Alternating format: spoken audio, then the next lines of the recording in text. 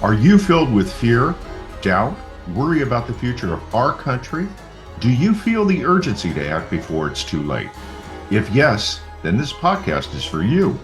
It's time for us to confront the critical issues threatening our nation's fabric, our democracy itself, regardless of our political stance. If you are ready to face reality, handle the tough questions, and find real solutions, then here's your host, Debilyn Molyneux. Welcome to the Terrified Nation podcast. I'm your host, Debilyn Molyneux. Can we save it? That's what we're exploring in this podcast series. And for me, the answer is a resounding yes, we can and we must. This show is where we explore alternatives to being afraid. And we ask ourselves questions like, now what? As we interview guests who have gone from being angry or fearful or even hopeless to become advocates for our nation, to live into the promise of our founders, each one of us dedicating our lives and part of ourselves to a better future. I like to start each show with a question that we'll explore together today. And today's question is, what is your biggest fear in connecting with people who are different from yourselves? So joining me to answer this question today and share with us his life's future story is Pearce Godwin. Now, Pearce is the founder of Listen First Project and the Listen First Coalition, which is more than 500 organizations bringing Americans together across divides to build understanding, trust, relationships, and find solutions to turn down that heat and find a way that we can move forward together. Now, Pearce and I were first introduced by a colleague, and his open-heartedness, which you'll see in a moment, won me over very quickly.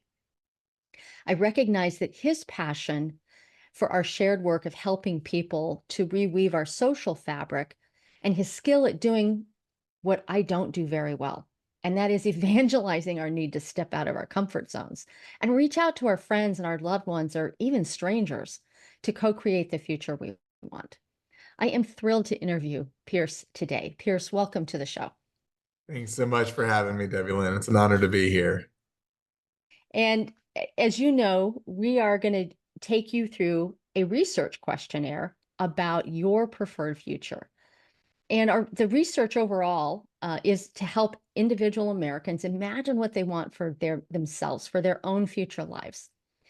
And as we go through the interview, I just want to remind you to think about what your preferred future is, not what you think is likely, not what is probable, what you actually want. And that's what we're going to focus on. And so we're going to time travel into the future, into your future life, somewhere between 2 and 20 years. Do you have a preference on how far into the future we go? Let's go with 10 years out. 10 years. All right. So here we go. I just had this past weekend had my 20-year high school reunion, which was striking. So I feel like a nice round decade increment will be appropriate. I love that. I know I was so shocked that like 20 years had gone by and there was actually a high school reunion to go to. Well, let's set the time machine dial to 2034. Let's crawl in the time machine. And you might close your eyes and take a couple of deep breaths as we whisk our way into 2034. Now, when we get there, what I want you to do is just observe your older self. You don't have to like be your older self unless you want to, but just observe who you are in 2034. And so we're pulling into the 2034 station right now, and ding! I know, I love doing this campy bit. We're going to climb out of our time machine here in 2034. And the first question I have is like, where are we? Can you describe your surroundings? Yeah. I'm still in North Carolina because I'm such a proud Southern boy and love North Carolina. Can't get too far away from the barbecue and the basketball. But I think I'm in New Bern, North Carolina, a smaller town towards the coast. I'm in Durham now, more of a city, but I think I've settled into a small town community in New Bern. All right, you said Durham, and I just have to ask the question because our North Carolinian listeners are going to want to know, Duke or North Carolina? Aha. Complicated story and really the origin of my Bridging Divides work. grew up a rabid North Carolina Tar Heel fan, and then disgraced my father and everyone who knew me and joined the dark side, went the wrong side on Highway 15501 and went to Duke for undergrad. I did want Dad to start talking to me again at Thanksgiving, so got an executive MBA at Carolina a few years later. And as I've told folks, if we've got UNC and Duke tweeting about listen first and supporting this mission, I just can't imagine why politics, race, religion, or any other divides should be all that hard to bridge. So yeah, I really got something for everybody in that one. When they're on the hardwood, it's still Duke, it's the undergrad. But greatly appreciate both. And as I mentioned, this past weekend, my 20-year high school reunion up in the mountains of North Carolina, multiple people came up to me and said, Pearce, I remember the day that this kid who was wearing Tar Heel stuff, Carolina garb, they accused me of wearing it at least 4 out of every 5 days, suddenly showed up in dark blue and was headed off to Duke. That is a whole nother story for another day. But that is indicative of the work that you do. And so it's interesting that you're going to move away from Durham into a smaller town in New Bern in somewhere in the next 10 years. Mm-hmm. And I want you to go back to 2034 because we kind of went to the past here for a quick second. Think about who you are in 2034 and what will you be most proud of with your older self? I think I'll be most proud of, if I live well over these next 10 years, I'll be most proud of 2 things. One will be a rich marriage with Lauren, who I married 3 months ago.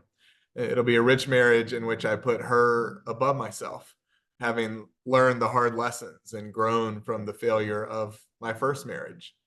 And that's number one. I think the second thing that I'd be most proud of is a deep investment in friends and others across my local community. And anything you want to be proud of with Listen First project? Certainly, I would be most proud of continued progress. I won't be so bold as in 10 years to say success, but I would be most proud of a shift in the norms across the United States of America from this vitriol and this dehumanization and fear and contempt and the us versus them dynamic in which we're seeing those people as our enemy. I'll be really proud if the hundreds of partners across the coalition have catalyzed this shift of norms from division and contempt to connection and understanding. If we're in a place where we're seeing dignity across differences and we're seeking to find that way forward together, and all of our institutions and our communities and our social sectors are rallied around what I think is the only possible way this beautifully diverse and varied country can be successful. When I started with this question about what you're most proud of, I heard you actually start with your personal relationships, and that isn't that where that all that work starts. It is. I want, perhaps more so than it has been in the past, the way I live my own individual life and the way I interact with those closest to me, to be every bit the priority that I have put, in recent years over the country writ large, and the broader community. I've just realized over time that if I am seeking to serve the country and this broad social mission and these many partners at the expense of the people closest to me who have their own pain, their own fears, their own opportunities to love and to be in rich relationship, then I'm doing it wrong. I arguably have it backwards. And I have done it wrong for a long time. I've put my, albeit positive and hopeful and impactful, we hope, mission above personal relationships, and that's been a mistake, and it's led to a lot of failures in my life. So I want to, like never before, practice what I preach in my own life. Amen to that. Amen. Well, share with me a little bit about how do you spend like a typical day in 2034? Like, what do you observe your older self doing? Start when you get up. Yeah. I think this is where we'll more connect that emphasis on personal and priorities and keeping the people closest to me, Lauren and other friends, first above my achievement nature and goal orientation for for a broader mission, because I think, I do want part of my day in Newbern, North Carolina to be really doing that kind of work on the ground. But when I first get up, I'm excited for some quality time with Lauren. I hope I'll be able to look out across nature, maybe see some water or trees. I've realized in recent years that there are three things that just stir my soul wherever I am, wherever I see them: water, mountains, and the American flag. And it's become a running joke when I drive across North Carolina or the country. I am just so stirred and filled by that creation, by what, in my faith, I believe is God's beautiful tapestry that He's given us, in so many communities and places across this country. So I hope I'm waking up and seeing some water, some trees. In Newbern, not so much on the mountains fronts, but there are a number of American flags. So I can feel that pride in community, and in being part of something special with my fellow Americans. So I hope I'm starting there in quality time with Lauren. But then, from there, I hope I'm out in the community. I hope I'm connecting and spending time with people, especially across differences, and working together on shared goals. I mean, I really hope I'm living out in my daily life more 3D and less 2D, right? Okay, you keep saying I hope, and I just want you to say we're observing your preferred future. There's no hope needed. It just is. I love it. I love it. I am spending more of my day in 3D and not 2D. I'm spending less time on Zoom and more time face to face with my wife, with people in the community, but with a priority in those being unlikely relationships, unlikely alliances across divides that exist in communities all over the country. But in my community, I want to be part of catalyzing the relationships and holding myself the relationships that can create change in a way that, working and moving with people just like ourselves Yes. will. So when you say out in the community, like give me a for instance of like what group or organization, or where are you in the community that you're connecting with people? Because it sounds really contextual or Mm. conceptual. And I want to bring it down into the specific. Like, are you at a school with your kids? Are you at Mm. church? Like, where are you? I think, when I look at my 2034 self, it is quite literally out, as in outside, in the Okay. community. That's the image that continues to come to mind. And I don't have a clear sense of what the given project would be that I might be working on and rallying folks around. But it's something that is of shared interest in a way that transcends the divides and transcends any tribal interest that we all bring into our communities. Yeah, I But just want we're to out. let you know that like what flashed into my head when you said quite literally, I want to be outside, was I Mm, saw kind of a for Humanity project. So just, sure. in case I'm planting a seed there for later, um, Yeah. that I, just sounds awesome. I think there's something there, because when I think about, as I have in recent months, wanting to be more 3D and less 2D, really working with your hands and really actively doing something and breaking a sweat with your fellow community members, your fellow Americans, I think is deeply attractive to me. Yeah. Okay. So we've gotten you up in some quality time with Lauren. You actually haven't mentioned kids, but you're going to be out in the community somewhere outside working together Mhm, with your community. mhm. Tell me a little bit about like finish your typical day. Yeah. It is well balanced, which my typical days have often not been. So in a typical day, I've got my priorities straight. I'm putting loving Lauren with all I have, and my spiritual health, and my emotional health, and my physical health, and fitness, and measures of success, of peace, love, and joy above a drive to accomplish and achieve that may come from a place of insecurity. So I'm well balanced, and that comes to mind because I think, what, I'm not out in the community working and engaging, until darkness falls. I'm uh, I'm moving on. I'm moving back into that home space, or into a space with friends that are beyond my day's work. And it's probably obvious from my answer that I don't want these these two things to be terribly bifurcated, right? I want it to all be relationally driven and rooted in the people around me. But that said, I want there to be a clear point in the later afternoon when I move back to family, when I move back to spending time with Lauren and deepening those relationships again that are closest to me and most precious, and where I can have the greatest impact and the greatest love. So because I'm hearing like a lot of conceptual things again, I'm going to just like say, I also heard in there like connecting with friends. And so and having done conferences and traveled meetings with you, I know that you have you have a great ability to call people together and say, hey, let's go out to whatever restaurant it is. And so I'm sensing some of that is probably in your evening activity Absolutely, absolutely. as So well. let's say that, Lauren and I are doing a workout together, which we've come to really enjoy. So maybe we knock that out in the early part of the evening, and then rally some friends that we haven't seen in a couple weeks to, again, quite literally get out and about. So go out to a restaurant, eat outside. If we're down in Newbern, maybe we're out on somebody's boat. They were playing Monopoly Deal, but some sort of adventure, excursion, or game that really brings out the full personality and jubilance of being together with fellow human Mm. beings, which is my favorite thing in the world, being on an adventure with people. And maybe somewhere along the way, we find a way to travel and see other places together.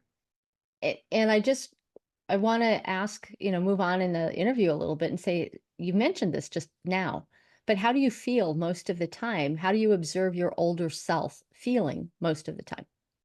Yeah. Light and joyful. And I'll step into the present just to contextualize that. I asked Lauren a few months ago, what do you want from me as a husband? How do you want me to be? And out of her mouth just came light and joyful. And boy, have I hung on to that. It's really been my mantra in recent months. And so 10 years from now, in 2034, I'm seeing myself being light and joyful. And I'm also seeing myself being connected.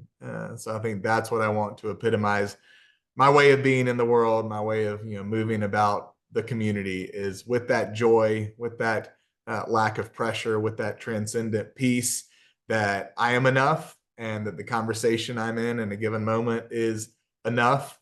And that leaves me with the feeling of being light and joyful and achieved again, I think, through connection. So I just want to pop this in here for Lauren in case she changes her mind and she has some different adjectives. Make sure to check in with her regularly. Indeed. We are women and we do change our minds. That one, though, right off the top of her head was just Absolutely. so on the money and just what I need. Yeah. And I can see it actually in your face as we're talking today. Mm. So as you're observing your 10-year older self, can you identify what are your older self's 3 to 5 priority values, or you might say qualities? Yeah.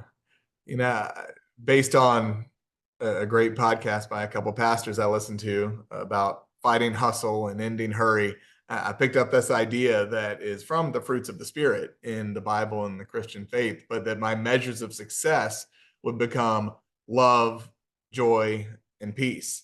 And certainly that's not been the case for me, all of my life. So I think when I look at my 2034 self, I want, love and faith and fitness and relationships and joy and peace to be the values that I'm really holding dear and that are my measures of success, how I'm judging my day, not necessarily by how many tasks I accomplished or what I achieved, but love, joy, peace, and around that, the others.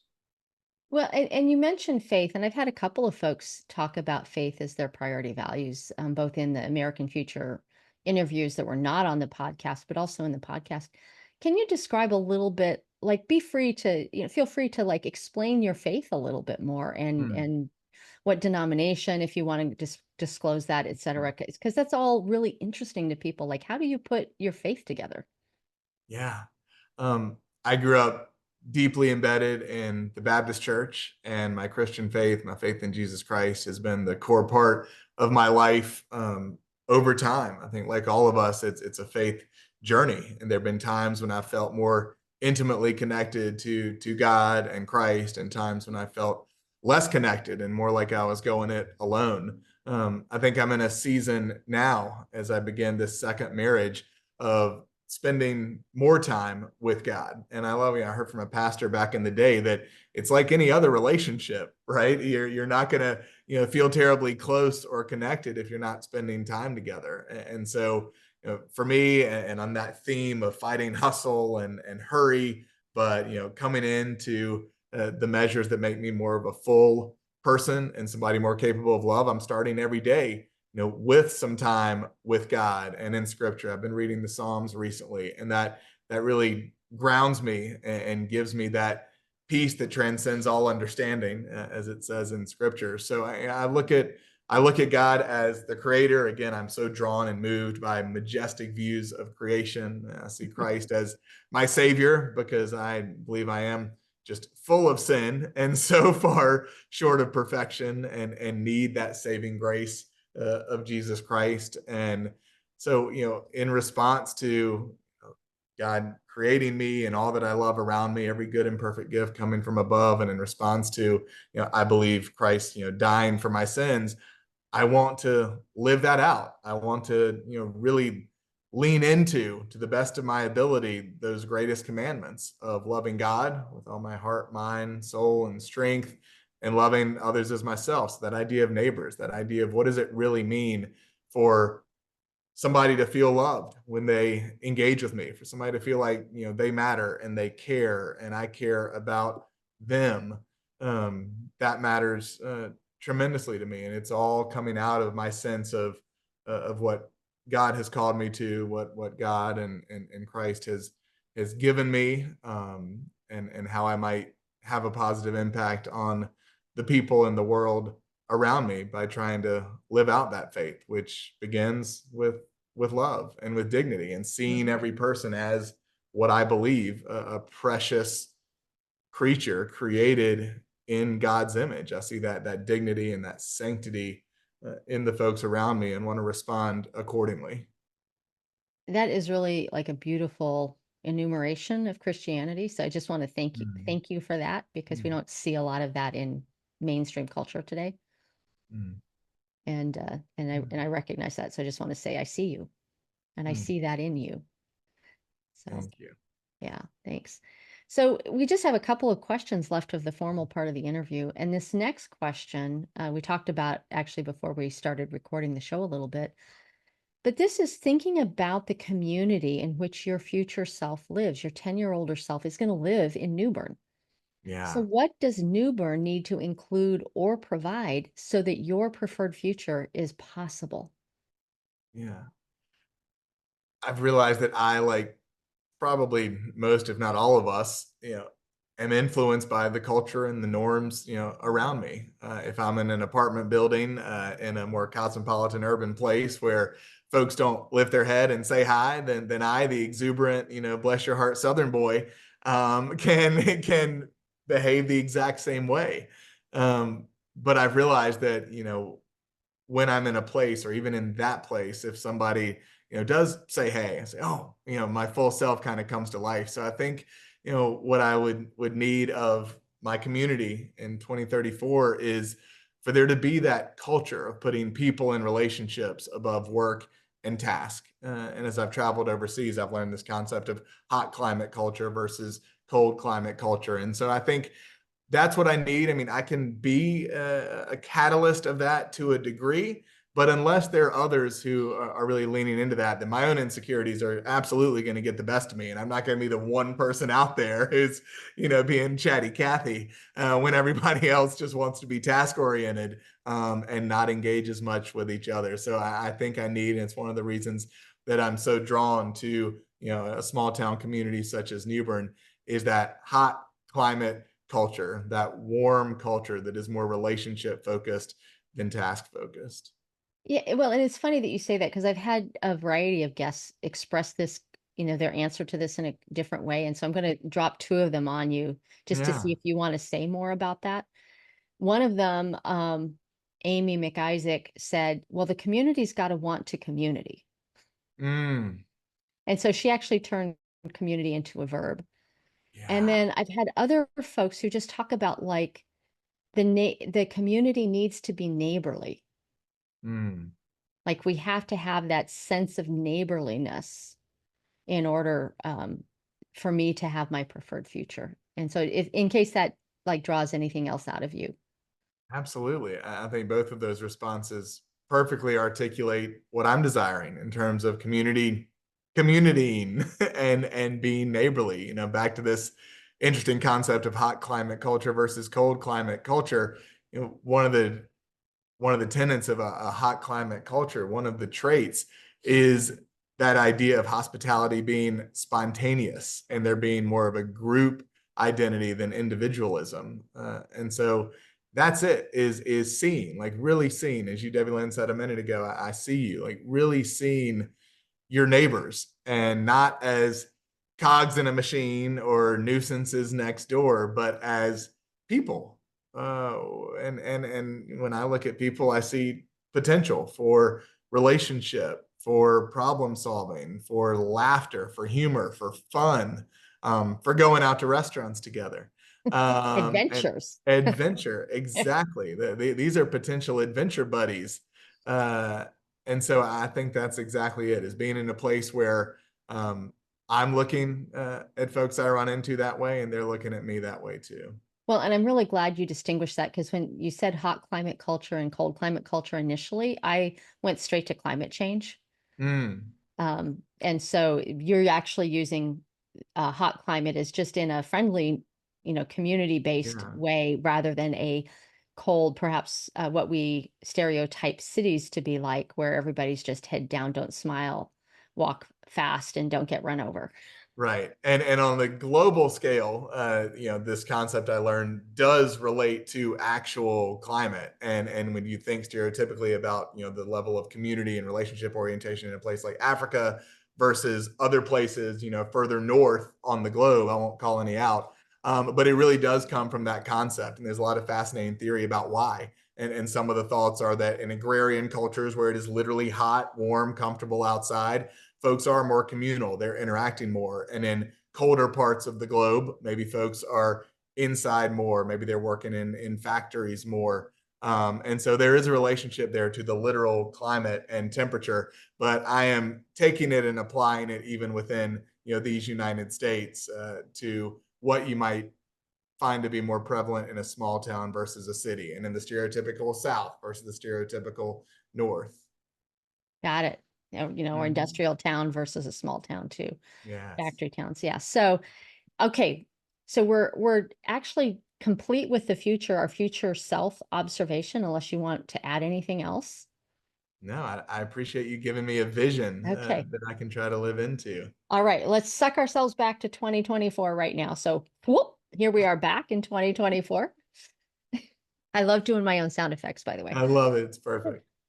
And and this question is where I really want you to like invite people to engage with you and be sure Mm, to, be your showman self here because you have, great skill in that. But is there anything that you're doing today or will you be doing in the near future to influence or co-create that community, that hot climate community that will support your future life? yeah.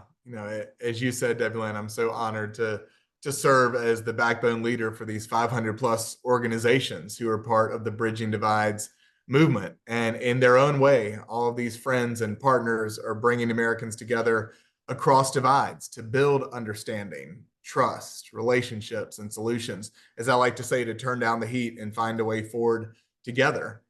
In my role, which to the earlier conversation tends to be often 2D and less 3D. So I want to make sure I'm living it out myself. But in my role today, I'm founder of Listen First Project, which coordinates, aligns, manages, and supports this whole network of hundreds of partner organizations so that we can create a greater impact together towards that overall mission of social cohesion and collaboration. So, my work today is more in the background and wanting to support and coordinate the many multiplying efforts all over the country that are addressing this scourge of toxic polarization, this demonization across differences.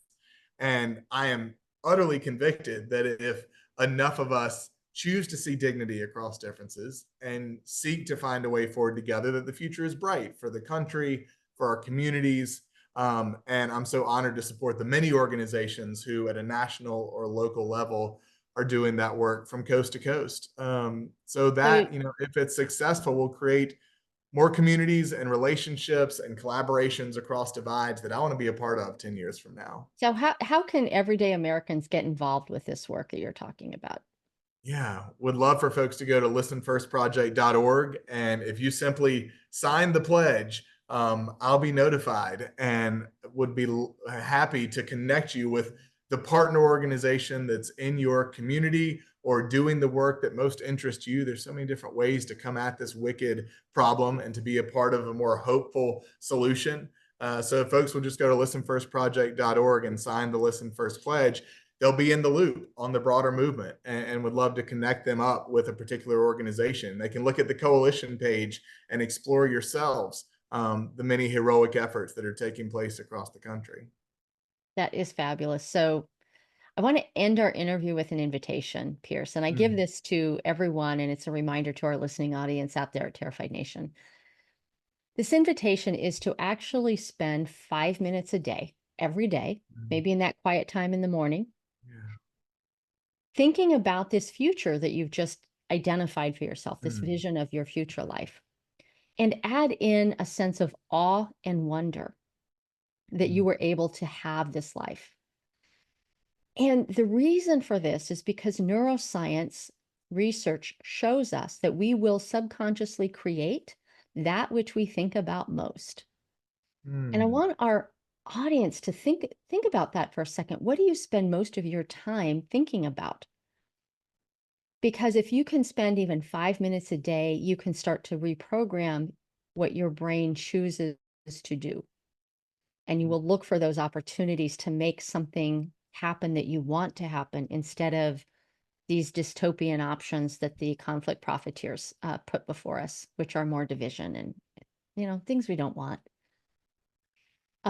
Another invitation. So Pearce, that invitation is for you and for our audience. Yeah. And audience, if you would like to participate in this national research project, take this interview for yourself. Visit AmericanFuture.us and click the self-interview button, or better yet, print the PDF and interview your friends. Well, thank you, Pearce, for sharing your preferred future with the Terrified Nation and providing Listen First Project as your contribution to helping us go out and create the future communities that we want to live in. Thank you so much. Thank you so much, Debilyn. It's been a real gift. And in closing today's show, I want to thank you, the listeners, for giving a damn about our nation. We may be a terrified nation today, but we can do better. We can save the USA. Join me next time. So that's it for today's episode of Terrified Nation. Head on over to iTunes or wherever you listen to subscribe to the show. You can get advance notice of new episodes and bonus content by signing up. Head over to terrifiednation.com and join us on the next episode.